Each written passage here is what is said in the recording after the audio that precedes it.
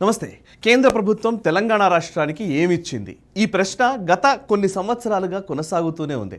అప్పుడు కేసీఆర్ ముఖ్యమంత్రిగా ఉన్నప్పుడైనా, కేటీఆర్ వ్యాఖ్యలైనా, లేకపోతే ఇప్పుడు ప్రస్తుత ముఖ్యమంత్రి రేవంత్ రెడ్డి అయినా కేంద్ర ప్రభుత్వం రాష్ట్రానికి అసలు ఏమీ ఇవ్వలేదు అన్న వాదననే తెరపైకి తెస్తున్నారు, ప్రజల్లోకి వెళుతూ ఉన్నారు.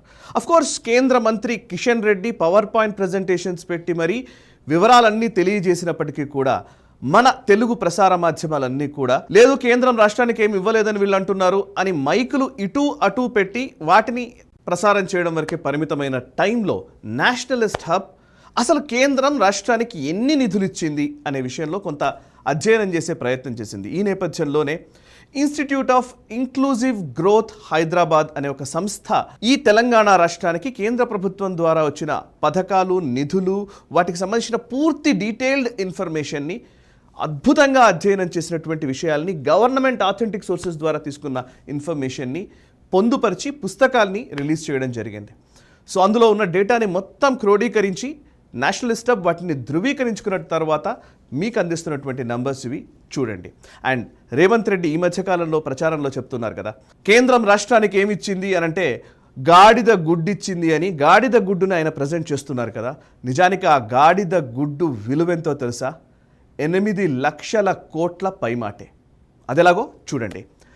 కేంద్ర ప్రభుత్వం రాష్ట్ర ప్రభుత్వానికి ఇస్తున్నటువంటి కొన్ని పథకాల ద్వారా వస్తున్నటువంటి డబ్బుల వివరాలు చెప్తాను. ఇది బ్రెత్లెస్గా ఉంటుంది.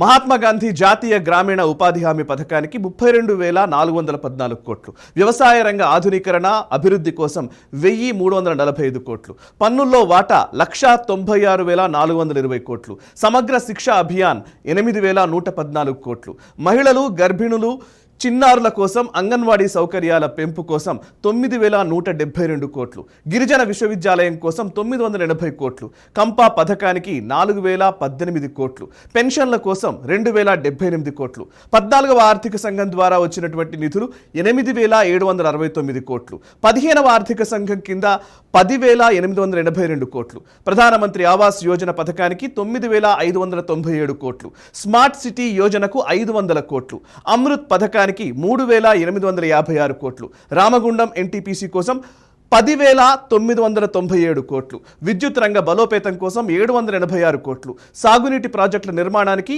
2,438 కోట్లు, జాతీయ రహదారుల ఏర్పాటు విస్తరణ కోసం 1,58,000 కోట్లు, రైల్వే అభివృద్ధి కార్యక్రమాల కోసం 34,992 కోట్లు, ప్రధానమంత్రి గ్రామీణ సడక్ యోజనకు 3,672 కోట్లు, జల్ జీవన్ మిషన్ కింద 1,588 కోట్లు, పీఎం కిసాన్ సమ్మాన్ నిధికి 10,086 కోట్లు, రైతులకు కనీస మద్దతు ధర చెల్లించి ధాన్యం సేకరించడం కోసం 1,86,640 కోట్లు, రైతులకు ఎరువుల సబ్సిడీ కోసం 46,000 కోట్లు, రామగుండం ఎరువుల కర్మాగారం పునరుద్ధరణకు 6,338 కోట్లు, వరంగల్, ఆదిలాబాద్ మెడికల్ కాలేజీల కోసం 240 కోట్లు, ఆయుష్మాన్ భారత్ నుంచి వెల్నెస్ సెంటర్ల ఏర్పాటు కోసం 902 కోట్లు, జాతీయ ఆరోగ్య మిషన్ కింద 6,968 కోట్లు, కరోనా వ్యాక్సిన్ల కోసం 1,800 కోట్లు, స్వచ్ఛ భారత్ అభియాన్ కింద 4,418 కోట్లు, ప్రధానమంత్రి స్వనిధి యోజన కింద 848 కోట్లు, ప్రధానమంత్రి గరీబ్ కళ్యాణ్ అన్న యోజనకు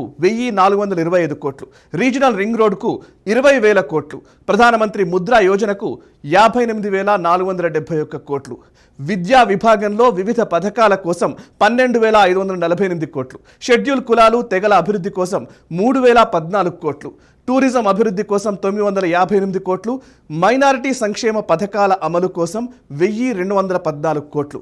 మొత్తంగా కేంద్రం రాష్ట్రానికి 8,62,488 కోట్లను కేటాయించింది తెలంగాణ రాష్ట్రం కోసం. ఇంత పెద్ద లెక్క ఉంది. సో గాడిద గుడ్డు విలువ ఇది. ఈ వీడియో మీకు నచ్చినట్టయితే లైక్ చేయండి, 10 మందికి షేర్ చేయండి, అలాగే కామెంట్ల రూపంలో మీ అభిప్రాయాలను మాతో పంచుకోండి. Nationalist hub group of channels ను సబ్స్క్రైబ్ చేసుకుని తెలుగునాట జాతీయవాద జర్నలిజాన్ని ప్రోత్సహించండి. ఈ వీడియో కింద ఉన్న బెల్ ఐకాన్ పై క్లిక్ చేయడం మర్చిపోవద్దు.